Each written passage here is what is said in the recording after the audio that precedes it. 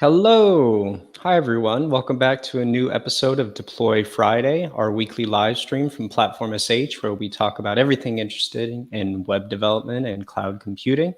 This week, we are privileged to be joined by Michelle Brenner, senior engineer. Sorry, I got it from my notes right here. Senior software engineer at Netflix. Hi, Michelle. Hi. And we also have with us Dan Moore, the head of developer relations at FusionAuth. Hi, Dan. Hello. And co-hosting with me is my colleague, Rudy Weber, also from our DevRel. Hey, Rudy. Hi, everyone. And behind me here, you'll see a sleeping Dr. Cat. We'll see how long he hangs around. This week, we're talking about a book that both Michelle and Dan contributed to, 97 Things That Every Cloud Engineer Should Know. And this would be the point where I would pick it up and show it to you, but I do believe Dan has a copy of it to do that for me. There's a nice copy. I have the Kindle copy myself.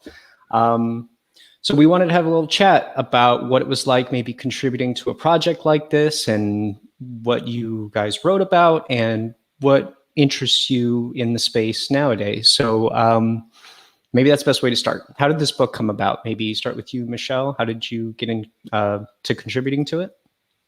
Sure. One of the editors reached out and said, hey, we're looking for something for this, something of a certain length.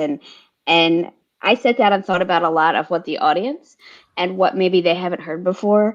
And that's really how I got to let's talk about how you can go from being just like a back end or front engineer and jump into the cloud and why it's important. And that's kind of where I went with it, because that was a big part of my journey. Is my career isn't focused on the cloud, but working in the cloud has helped me like propel my career to higher heights.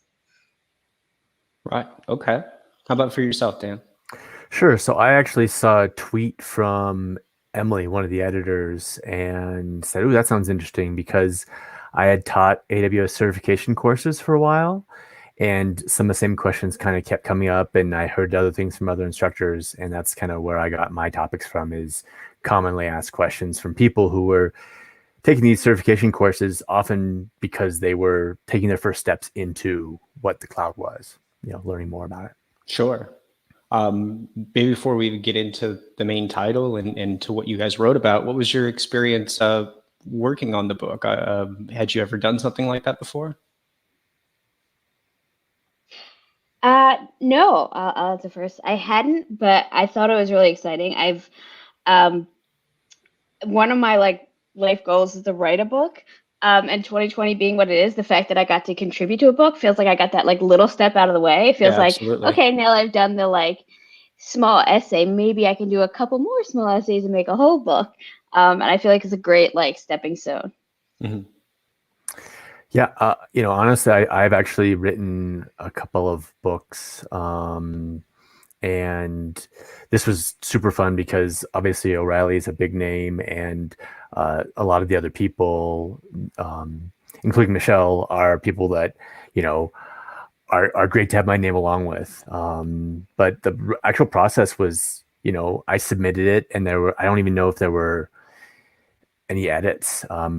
Certainly they didn't push back and say, hey, you did rewrite anything. They just kind of took what I had, and I haven't done a side-by-side comparison, so I don't know if they tweaked a couple of things, but it was pretty, it was a lot easier than writing a full book, I'll tell you that for sure. Yeah. No, I know, Michelle, I share the same goal, certainly within this year's, is trying to do that myself. It's cool that you guys were able to, get involved with a project like this. So the title's 97 Things Cloud Engineers Should Know. What is a cloud engineer? Maybe start with you, Dan.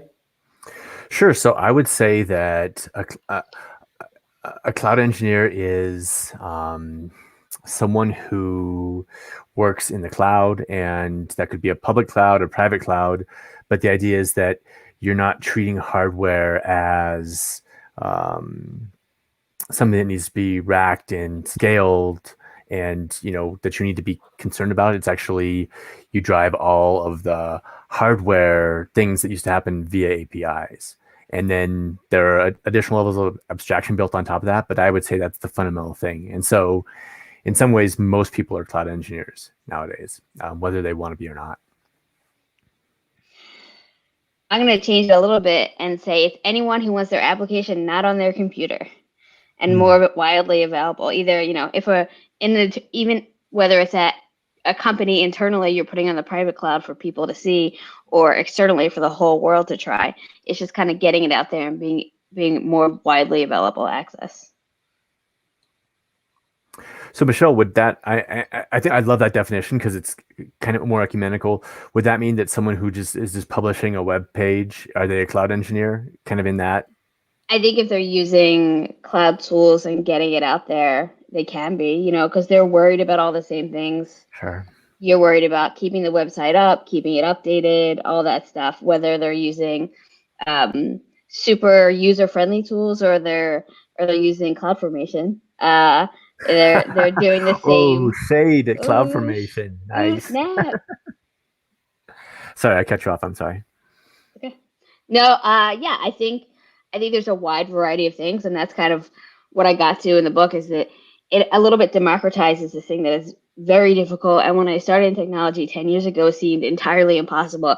And now I feel like anytime I want to start or finish a project, I can actually get it out there. Yeah, I think something important to clarify, and that you said well, is as long as you're using some components of the cloud, you are doing cloud engineering. Because I have a friend that reacted to a tweet about this live stream right now that was like, since when are you a cloud engineer?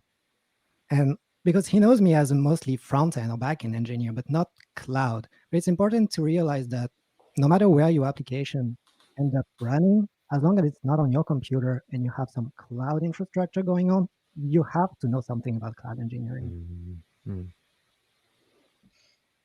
So you said, Michelle, how much more difficult that was before. What did it mean to try and get involved with the cloud just a few years ago that made it so difficult? Well, actually, I would say that, so I started like 10 years ago, and then I started working more in the cloud and less internally in the company just a few years ago. And I feel like the leap for me was when serverless started. That was how I jumped in and was able to get things going. And it still wasn't it wasn't super simple. I would never describe anything in technology as simple, because everything is difficult.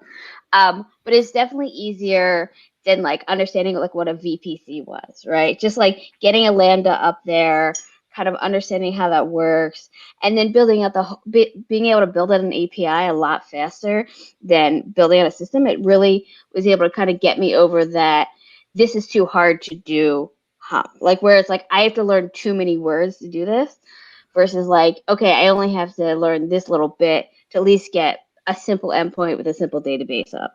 And that's what really got me in that journey. And now I've done more and more things. I feel more comfortable with the bigger ecosystem. But that entry point, I think, is what really got me into it. Yeah, that's huge. What's your background bit where you would get your impression of maybe how much more difficult it was before than it is now? Not easy now, but giving you the entry point that really, really helps people get started and onboarded and whatever they need to do. Sure. So, I mean, I guess I have a few more years in technology than Michelle, and I remember Colo.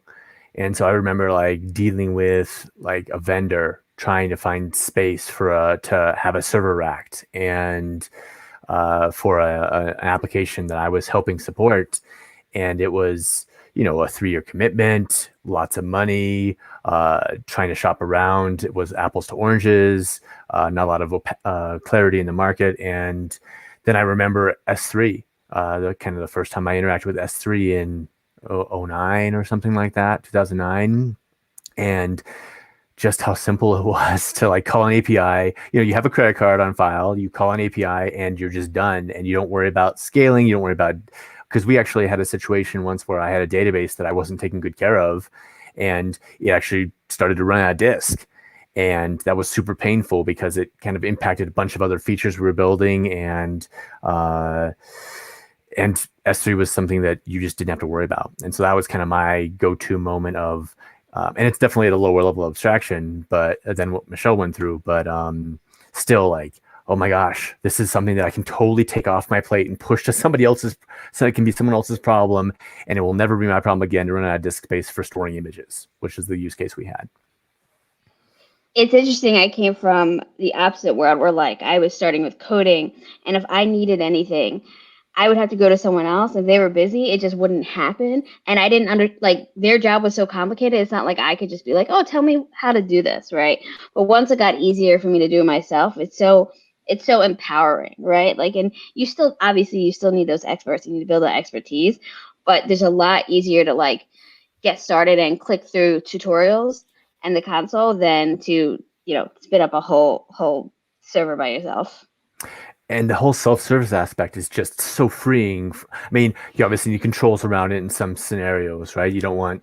I actually once started and left running in X1, which is a huge AWS instance, which is had me crawling to our account manager asking for forgiveness. But just the ability to, as a developer, to kind of stand up something yourself, whether that's kind of a side project and just have it be really as cheap as possible, or freeing up a corporate developer, enterprise developer to take steps forward, is just one of the unsung aspects of the cloud. And it's so freeing. Like you said, Michelle, like you don't have to file a ticket and wait for 2 weeks. Or I actually asked this question in the courses I taught sometimes, and sometimes people would wait for 6 months to provision a new machine. And how frustrating would that be to be time slicing like that as a developer? Absolutely. And you had like a nugget in there that I really want to highlight, because I think sometimes when we talk about how easy it is to jump in, always set up your billing warnings, because I think literally everyone has a story about how they did it. I was like, oh, what's Athena? Let me try this out. Let's set up some queries. And a week later, I had a $75 bill just on like my personal AWS. So I learned a lesson now. Now my billing alert is at $2.50 for my personal account. So I don't do that again. But yeah, that is the first thing you should do, because it's so easy to do things that you don't realize what you're spending money on until it happens. Yeah. I remember that recommendation standing out in your article, Michelle. Yours was why every engineer should be a cloud engineer, and the big takeaway of this ecosystem of other people's work and kind of standardization really giving you that leg up and entry point. Is there anything else that you'd like to add to that? Like, your experience wasn't just getting started with things getting a lot simpler, but also the community aspect of it, right? Yeah, let me give a little bit of my background. Is I started in a non-traditional way. I went to art school. I started coding with scripting, which is like little Python scripts, little bash scripts, of just making things like easier for my day. But I never knew like how to make it into a website, and how to make that leap into like, oh, how do I, build something that's not just like running on my machine. So starting to realize that there was so much information out there and how to get it started. And actually it was like one person who mentioned me at one time, who was actually setting up some infrastructure. He was like, yeah, just follow the tutorial and you can make yourself an S3 bucket. You can do it. I believe in you. And I was like, oh, I don't know. But that first step in was as simple as it sounded. You're just making a folder somewhere that you could put something. So I got that encouragement, and I started working on projects myself, looking at tutorials. And then what got me even further was going to conferences and speaking at conferences, and realizing that one of the things that I like to do is, if I really want to learn something, is to write an outline for a conference talk about it. And then if it gets accepted, then I'm forced to learn it. You have to. And that's yeah. You've I call it the conference driven development. It's a good term. I think we've all done a version of that. Awesome.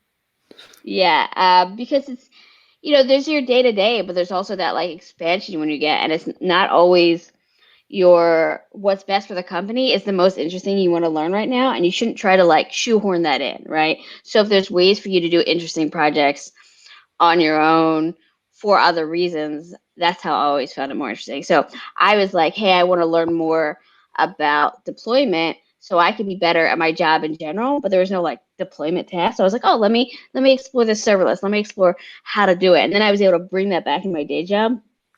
And that's helped me get better in my career, because now I have the option of doing things myself and testing things myself very quickly without having to push things down. Like I learned the other day that after 99, it doesn't go to 100 instances. It goes back to 0, because because I iterated so quickly in bringing things up and destroying it because I was testing something. And I was like, oh, okay. So, but like the fact that I was able to do 100 in a couple days, it was really fun. What were you working on in art school, out of curiosity, that got you started into coding? Animation. So I actually got That's started my awesome. career in visual effects and animation because of my knowledge of how animation works. Like even though I started so long ago, I was literally doing pencil and paper animation and every single frame drawing that out, and we were recording it on VHS tapes. So I'm definitely dating myself. But modern visual effects and animation is all on very complex software, and the better you are at scripting, the better your output will be. So they really encourage people to learn coding to be a better artist. And then I realized I like coding so much, I actually just went that path. I like that early on encouragement. It's a cool starting out story. Dan,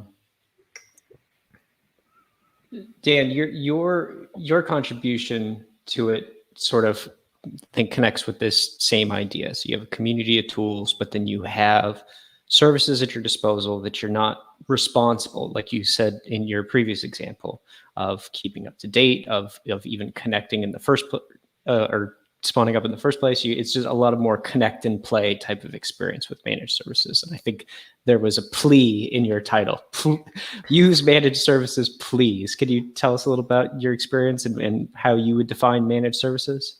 Sure. So, I mean, to me, the canonical managed service is the managed database, so RDS.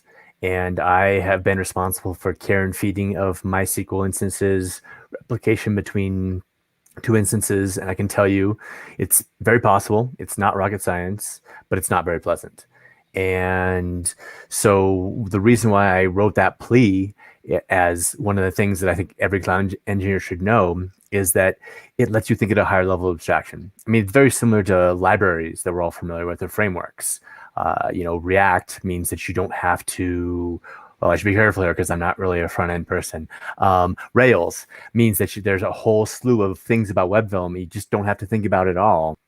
CSRF tokens or session management or cookie management, it's all abstracted away from you. Well, managed services let you do that for entire chunks of your architecture. And so there are things like managed queues, managed databases, as I mentioned.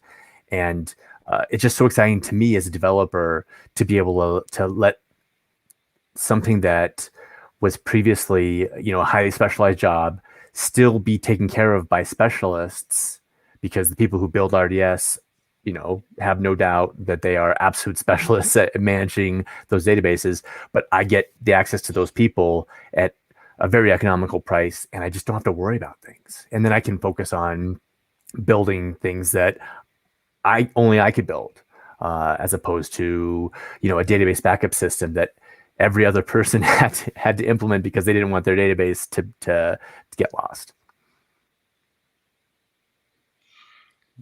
Do you have a different definition of managed services potentially, Michelle? No, I was going to say I love that. And actually, one of the things I've talked about in some of my cloud talks has been that there's like this engineering mindset, and it's really hard to get out of, where it's like you hear about a problem and you want to fix it right away. You don't want to go do some research. Reading tutorials and documentation is hard. Let's just go poke around and do it yourself. I know other people have had this experience where you even like bring up a tutorial and then scroll all the way down to the bottom and just like copy and paste, and then nothing worse because all you had to do was read it, but you didn't. And I say, why would you do all that work when you can like have the thousands of engineers at these cloud computing companies who are working tirelessly to like keep this up and keep and make those managed services better? Why do it when they're already doing it? Like, let them do that work and let you solve problems for your clients and have that greater impact to the business, instead of focusing on like the lower level stuff that's already been solved by a lot of other people. There's always new problems to solve. You don't have to solve the old problems. Let's solve the new problems. Sure, but I'm certainly aware of I think I could reinvent the wheel a little bit. It's good practice to try and do it from scratch. I should do it anyway. Which, I mean, to be totally fair, it is absolutely good practice to do from scratch if that's something that interests you, right? I mean, Yeah. if you want to stand up MySQL and set up replication for fun, please don't, go ahead and do that, but don't do that as part of your business. Unless it's a core differentiator, right? There are, Fusion Auth, we do auth services, and some of our clients say, we love the fact that you just take this off our plate. I love the fact that RDS takes that off my plate entirely. But if you love, there's that tension there. And I think there's an exploratory nature of technology that I don't ever want people to get turned off from. It's just a question of what level do you want to explore it? Do you want to explore at the MySQL replication level, or the I'm building this awesome application to help animators, or whatever application you're building? And you only have a certain amount of time in this world, unfortunately. Yeah. I want to jump in and say that I mentor a lot of people like coming out of boot camps and like new to the industry and things like that. And one of the things that often comes out is like there's so much to learn. There's just like so much, and it's really hard to differentiate between you need to learn how to do to like what just seems interesting. And I always ask them the same question, like, what is your goal? Like, do you want to make an API, or do you want to learn how servers work, or do you want to build a business? Like, I've even pushed people further out than managed services into like no code solutions, where they're just putting those services together without doing any code whatsoever. And it's really about that focus. Like, are you like super interested in like the deep dive of how MySQL works? And sure, just learn how to do that. But if your goal is to get a website up and running because you want to be an engineer and learn how to do that and get a job at a company making websites, then don't worry about that other stuff. Like that, someone else is interested in that. When you push them that way, what do they end up doing? Like, do they say, do they say, I really want to dive down? Or like, I guess it probably varies on each mentee, but like, what in general do they end up saying? Because that's a really interesting, challenging question. Mm-hmm. Yeah, usually they go that route and kind of like it helps them focus. Like I usually just get the same question, like what do I learn?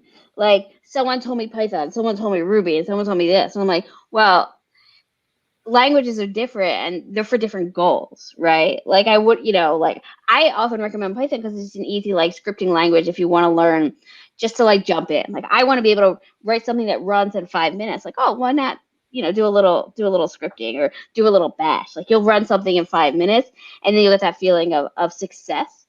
And I think that's when you're learning and you have so much to learn, being able to break it up into those little bits and getting that feeling of success is so crucial. Even if you haven't accomplished a lot, accomplishing something and then building on that and accomplishing something else.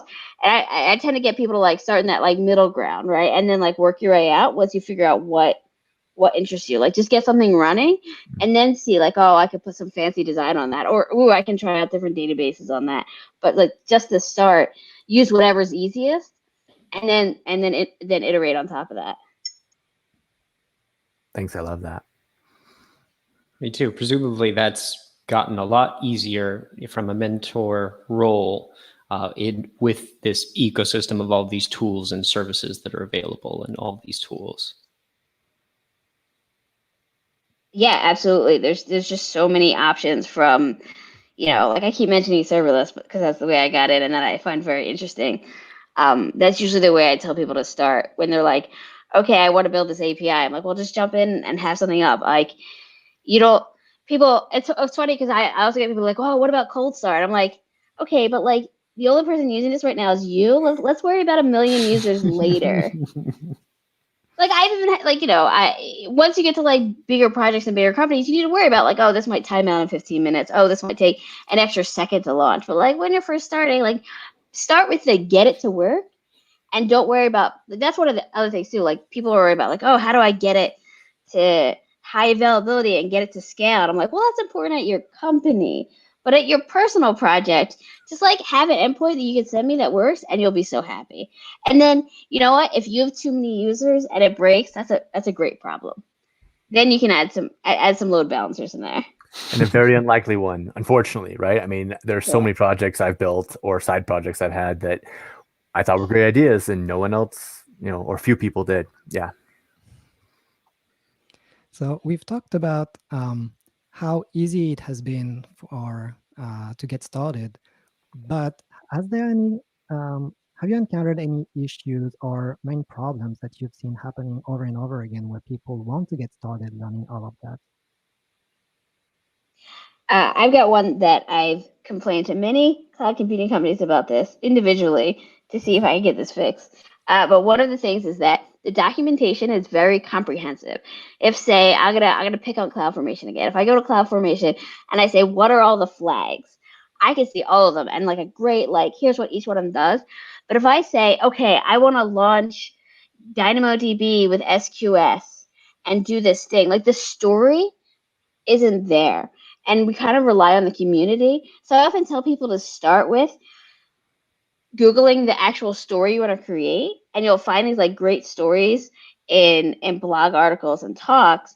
And then when you want to do a specific thing that you're like, what's that flag? Is when you go to the actual documentation. And I think there needs to be, and I've seen more and more, but a lot of it just from the community, more and more of those stories of like building that website quickly with this or building that suite of tools versus like this how to use this tool name. It's how to do this thing, and here are the tools that you use. That's interesting. That's almost like we've talked about managed services and the cloud as a additional level of abstraction. It sounds like the documentation needs to take a step up and be an additional level of abstraction. Like, tell me how to solve this problem, not which what are the 100 feature flags of this particular service. Yeah. It's really interesting. Right. It comes from there being really different kinds of documentation. It's obviously reference documentation has its purpose. You have to have, it has to be good and right. But like you said before, Michelle, like I need, even if it's not the biggest tutorial, but it's a getting started tutorial or some internal drive to make guides specific to that story. It's filled with these incremental aha moments and it works. And those are probably even more important for people who are considering a solution or just trying to figure out what's out there in the first place. Yeah, I think. Go ahead. I was gonna say, I think if you're coming from the end where you already know all the technical pieces and you're like, oh, how do I use that on AWS or cloud or Azure? But I already know all the terms and like all that stuff. I'm just using cooler managed services. I think it's a lot easier to jump in versus someone, I think, coming from the different end. And I always want to encourage the people coming to the different end who've never done anything with infrastructure before, but just want to get their website up or try things out and get their application going. What are the stories for them versus like the other end where you kind of understand all the terms already. And I just want to throw in a couple of more pieces. One is that we've seen a lot of example applications be this nice like concrete story too. Again, it's different types of people want to learn different kinds of ways. Some people just want to clone a GitHub repo and get stuff running. And so we've seen I have personally seen a lot of people be excited about that. The other thing is that I think the reason why that higher level abstraction documentation is thinner on the ground is it's harder to do, right? Because people come from different perspectives. I mean, that's why the community, if you can get a community behind it, that's even better because everyone kind of writes their own story. But like reference documentation, I talked to somebody who worked at AWS at a conference and he said, it's all code generated. So they just, you add another feature flag, you press a button and boom, out poops, all the documentation for all the libraries. And yeah, that's great. That's fantastic.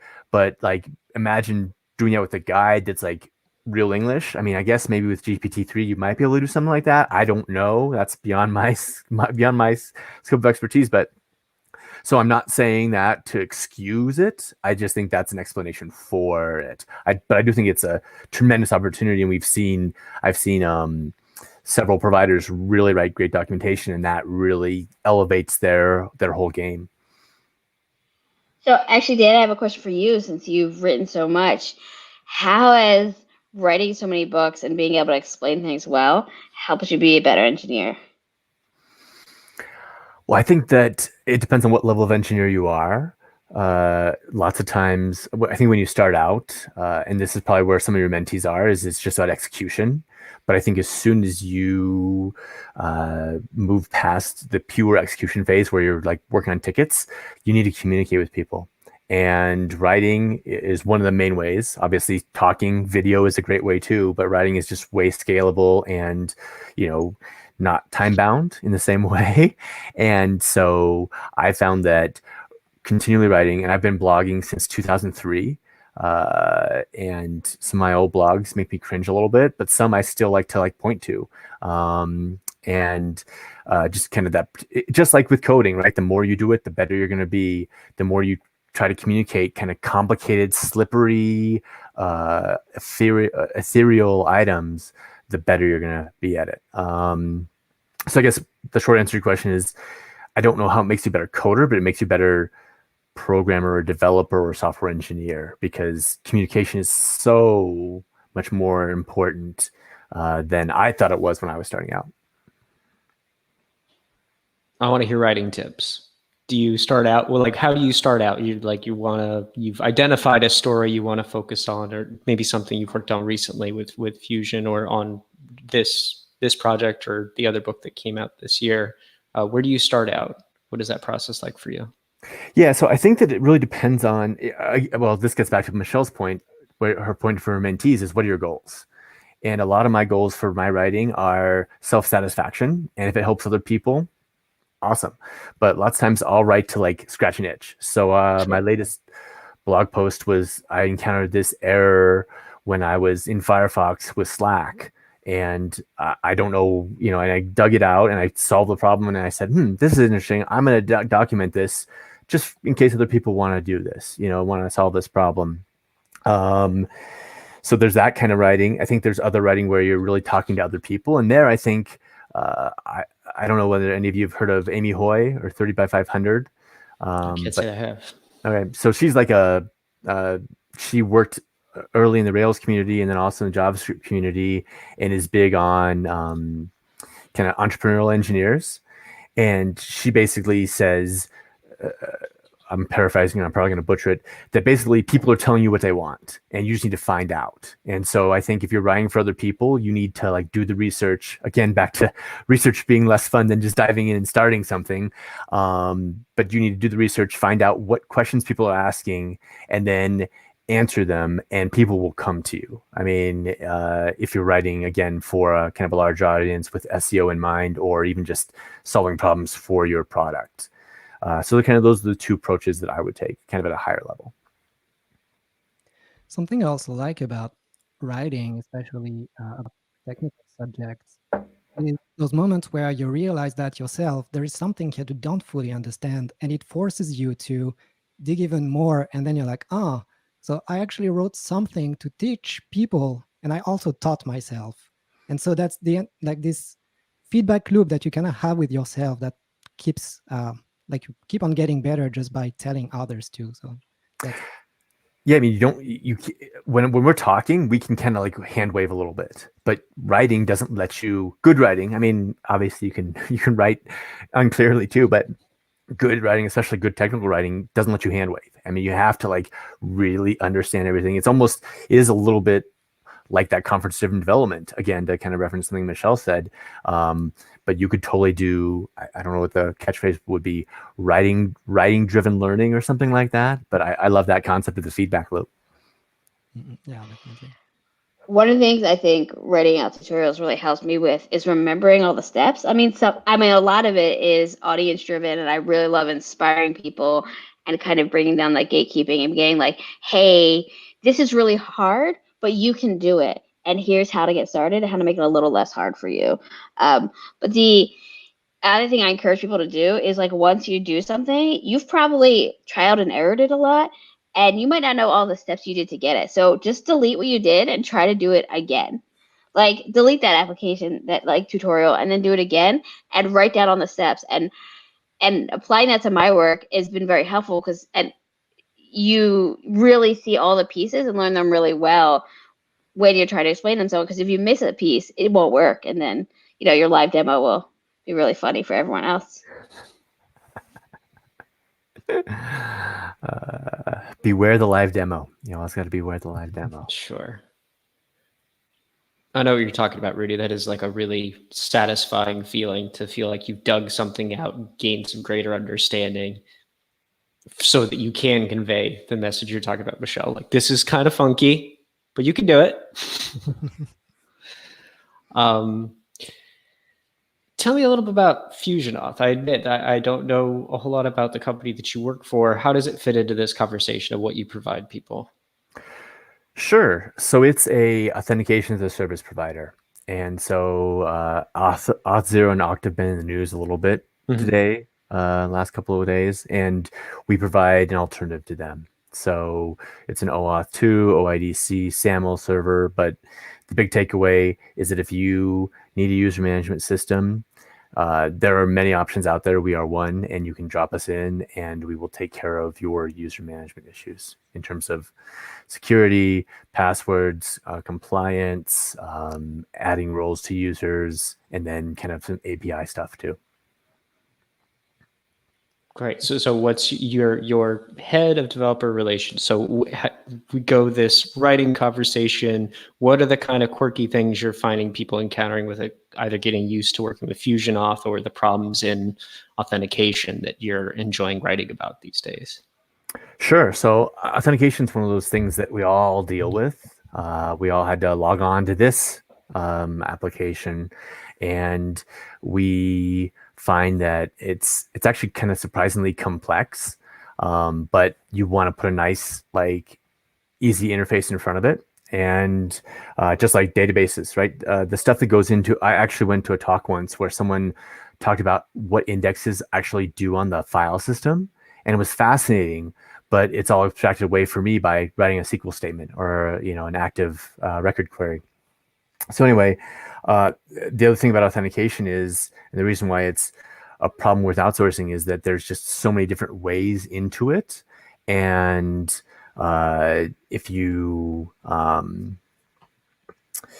yeah, I'm just kind of continually astonished at the different ways people are using our systems. So one of the things that have been exciting to me is I've actually talked to a number of our customers or users and just seen the way they do that. And so just documenting that process, again, helps me get to the point where I can start to write guides that help people through things at that higher level. Even though it's going to be out of date, it's going to be harder to maintain, I still think it's worthwhile to do. But the way I've done that is kind of with the user research and just kind of seeing how people are using our system. Does that answer your question? I don't know. I felt like I kind of took a little bit of a windy path there. No, I think so. I that's certainly something I enjoy about my job, is to have somebody either in our public channel or somebody else in the company say, like, found this weird thing and it's documented this way, but I got it to work this way. And when that turns into its own diversion / investigation to public facing, hey, take a look at this, that's always a lot of fun. Totally. Yeah. I mean, just the pleasant surprise of, well, I mean, first of all, I would take a step back and say, as developers, it's just great for people to use what we build anyway, right? That's just a super fun thing. But then even better is when someone uses something that you built in a way that you don't expect, but yet it works and it solves their problem, and it just is tremendously satisfying. I guess that's the same thing with documentation, right? Like, you put a piece of documentation out there in the world, you don't know what the people's background is when they come to it, but you're still hoping that they'll find value out of it, and it's satisfying when they do. Sure. I think it's really cool you work for an auth application, because I was thinking back to that's like one of the parts of an application that was daunting for me. I think when I was first trying to add a login to a product, someone tried to explain JWT to me like 3 times, and I was like, I don't understand what you're talking about. I just want to do this. And then I did some research and realized there were services like yours that I could just literally just put in and not do anything. And I was like, why would I need to understand encryption? Like, I don't get it. That's not like I just want you to log in. I'm trying to get this business application to work. I don't care. I know they're using encryption in the background. I don't care which algorithm it is. I just want it to work. And it was just really nice being able to plug it in and not worry about all those steps that are part of it. Which gets back to the managed services piece, right? Again, do you really want to know how to set up a queue, right? Or do you really want to know how to set up a deployment pipeline? Probably not, right? I mean, possibly, but take advantage of those higher level abstractions, or learn about them and then make the conscious decision not to, which is a totally legitimate thing to do too. But don't do it. Don't run yum install blindly, I guess would be what I'd say. Yeah, I can relate so much to what you said, Michelle, regarding authentication and all of that. The day I learned about Firebase, I remember, I was like, whoa, so I can just do that and like actually have my users logging and everything. And that unlocked so many of my personal projects that I just had just laying there untouched just because that's not something that I really felt like I wanted to learn right now. And just having those tools, I think it ties back to an idea that I think I heard Paul Bigger from Darklang use that term first. It's like removing accidental complexity.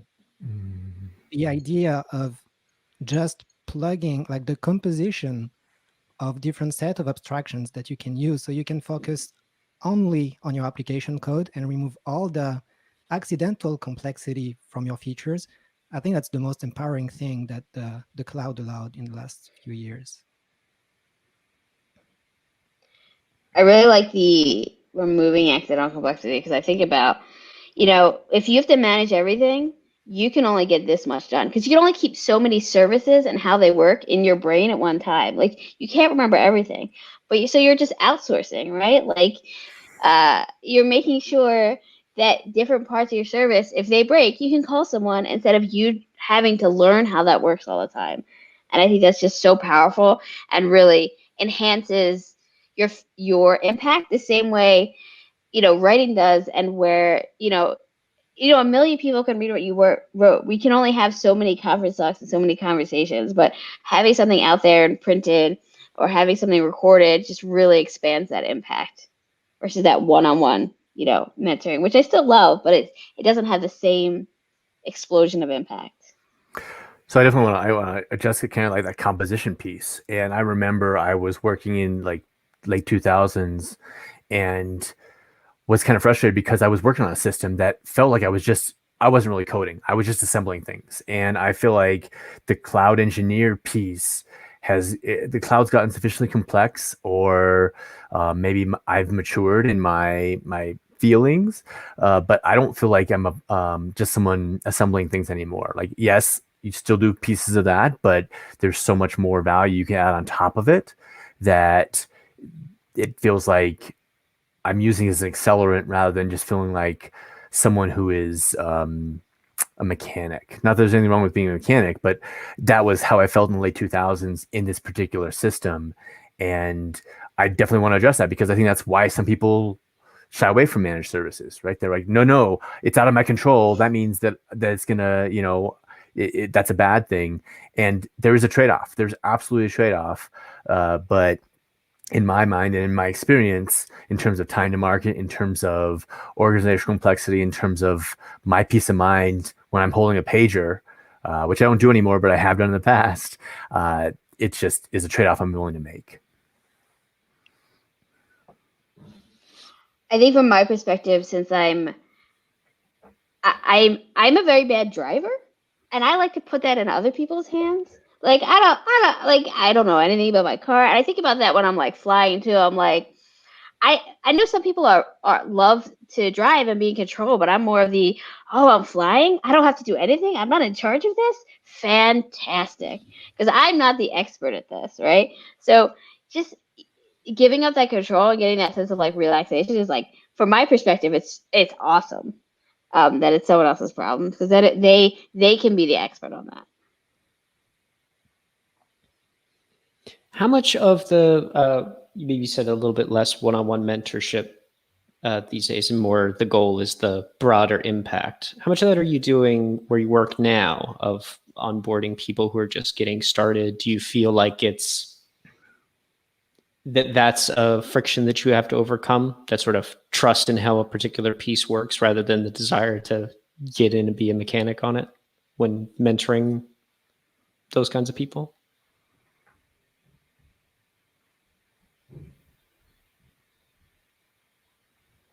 Like, how much one-on-one do I still have to do when the documentation is there? Is that the question? Maybe I don't understand it.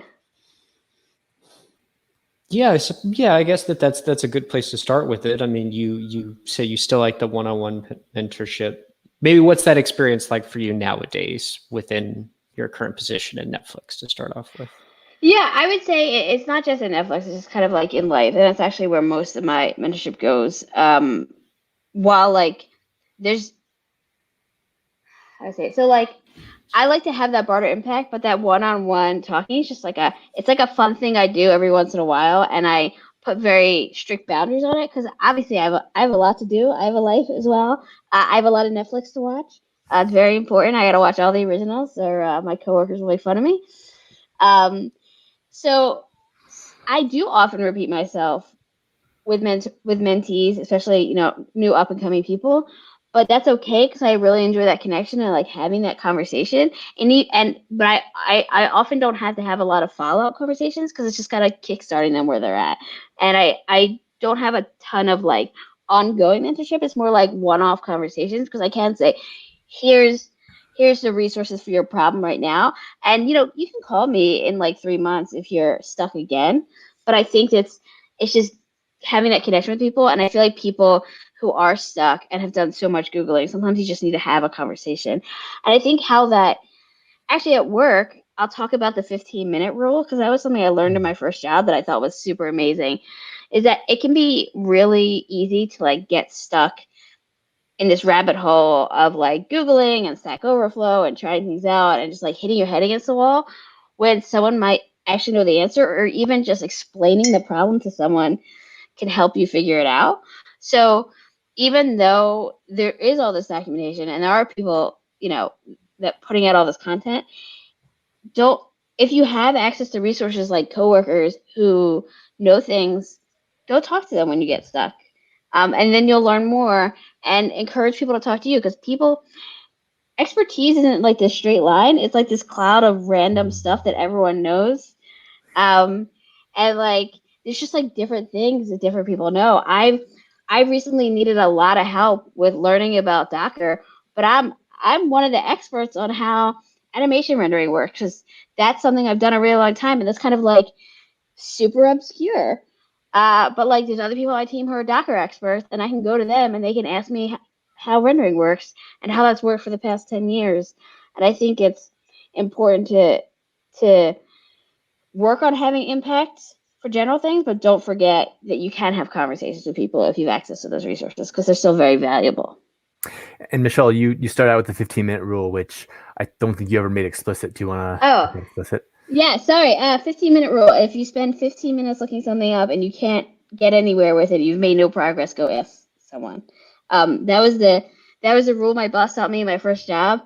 And I think the more senior I got, I've like pushed that number up a little bit, like maybe go to like an hour or two before I bug someone, unless it's like you're on call and everything is broken, and then you should probably talk to someone in 5 minutes. Like maybe just bring the whole team in, wake everyone up. It's 2 a.m. No one's doing anything. They don't seem busy.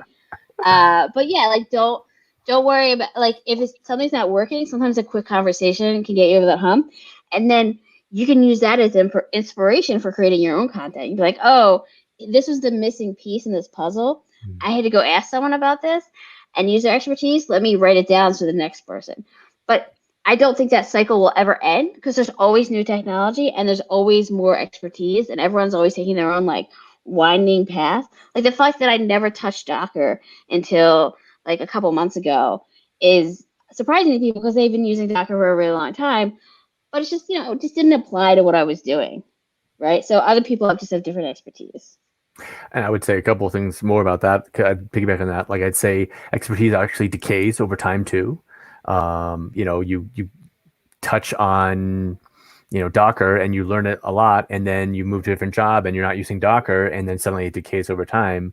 And the other thing I would say is that the very act of writing a question, especially if you write like a detailed question, not just like hey, I need help with Docker. It's more like, or like you said, having the conversation as you bring up the things you've tried, that will cause you to think of more things. And one of my favorite posts I wrote for an employer was, don't be afraid to ask questions in public. And I get it's totally vulnerable to ask a question in public, right, on a public Slack channel or something like that.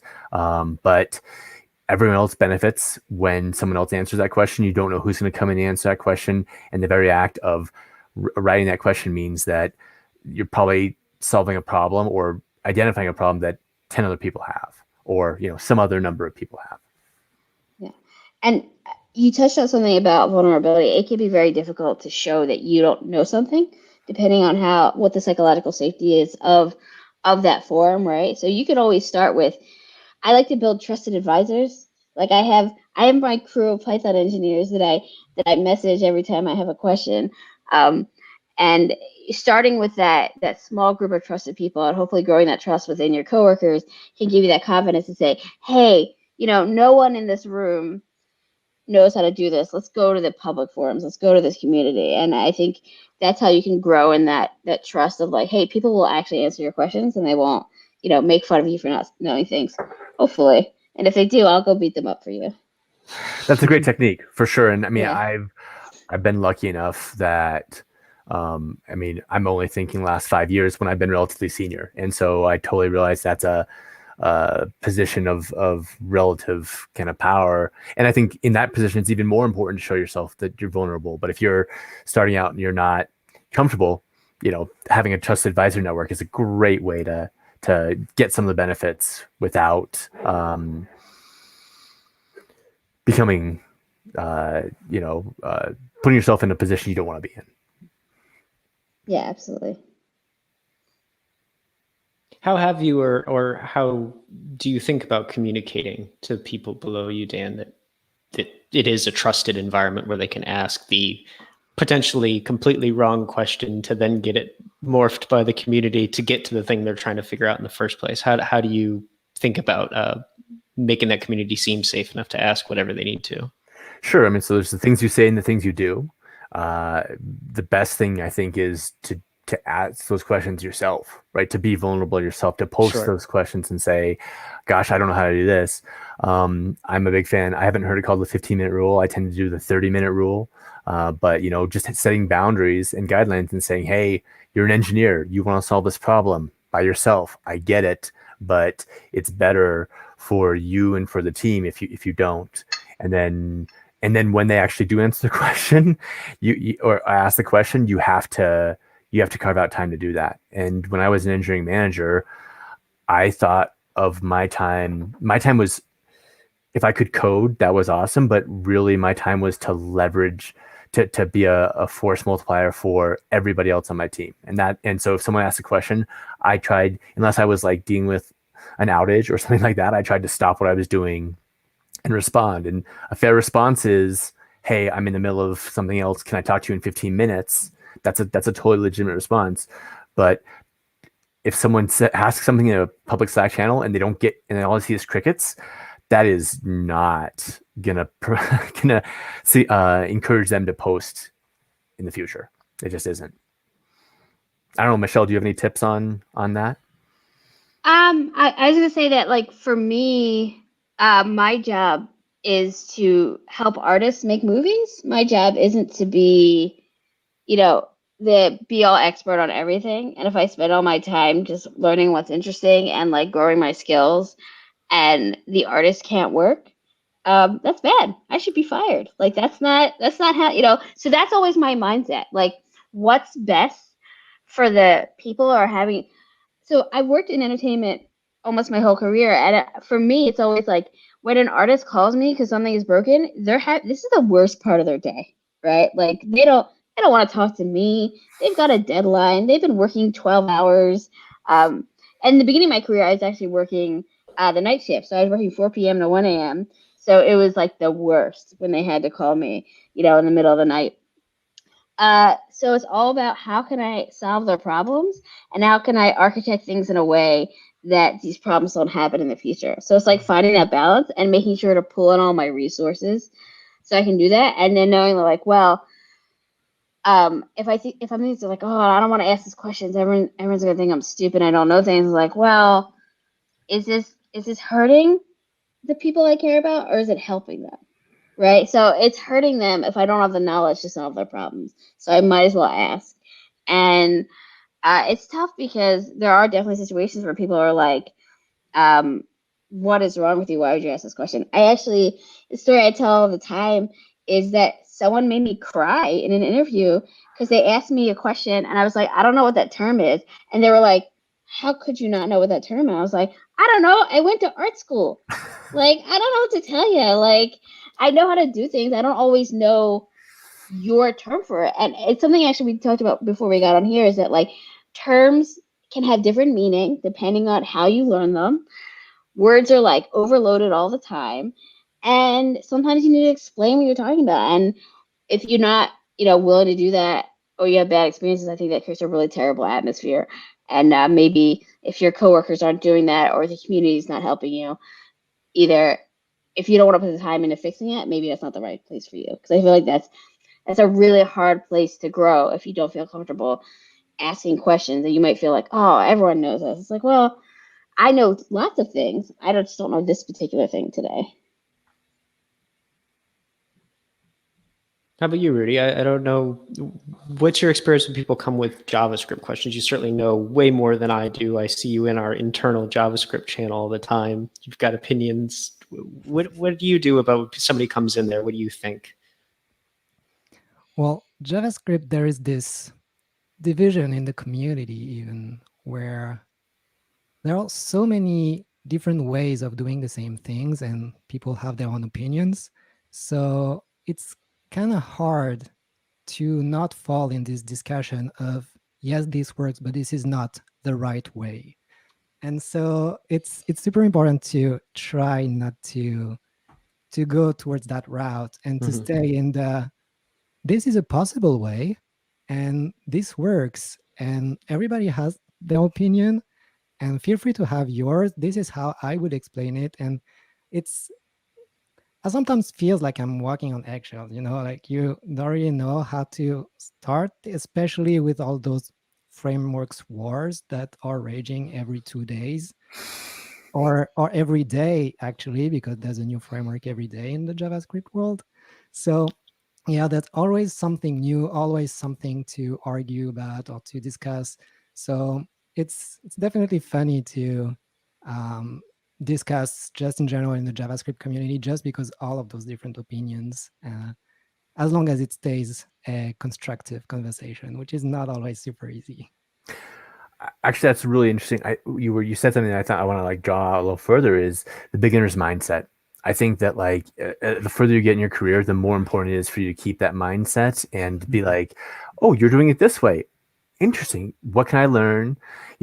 I've always done it this other way, but your way may be better, or there may be a combination of the two. But like approaching questions with the beginner's mindset, as opposed to, I know this, I need to convey this information as fast as possible to you so you can do your job and be done with this, which I don't think is as constructive a way of building a team or a community. Yeah. Something that's always actively fought against is those articles like React versus Vue versus Angular versus whatever. Why do you need a versus even in the conversation? We all try to solve the same problem. We just have different approaches. So pick whatever works for you, whatever works for your team. That's a people problem. It's not a tech problem. It's interesting. I had a conversation with someone recently at work where I'm building a new service, and they asked me like, "Oh, why did you pick DynamoDB versus RDS?" And I was like, "Well, I know I could get DynamoDB up extremely fast, and that's not what I want to test with this service. Like, this is a brand new service. I want to test if this business case is right. So I want to get this up as fast as possible. Also, I'm not carving this in stone. Like, I feel like if we talk about it, you're probably right. I probably want to switch to RDS, but like, I don't have to do that right now. Like, it's code. You can just change it. And if that's not, the goal of this project was to see if this works. And if it works, like, okay, when I want to scale up, I'll try these different pieces and put the different pieces in there. But I don't have, their response was like, oh, that's a valid argument. I just wanted to do this quickly to test something. It's a totally valid way of doing things. And because I don't think there's one, as you kind of touched on, there's no like one right way. There's like depends is the answer to everything. But also you can change it later. You've learned how to do this. You've gotten that information. You don't have to worry about getting it right away. Well, I would go even further and say it's unlikely you'll get it right away, right? Like, I mean, you're more likely to need to change in the future because of different business requirements or different technologies being available, different managed services being available. Got to throw in a final plug for that. No, but that's a great use case for sure. Yeah, and I think I read. I don't remember if I read it from your contribution in the book on your website, Michelle. But I remember you writing that you want to delight the users, and I think that's like in the end, that's what matters. Like it doesn't matter whether you use that particular database or another one. Like in the end, you are like providing value, and you want the users to be able to use your product. So actually, the tech decisions are not necessarily the main ones in the end.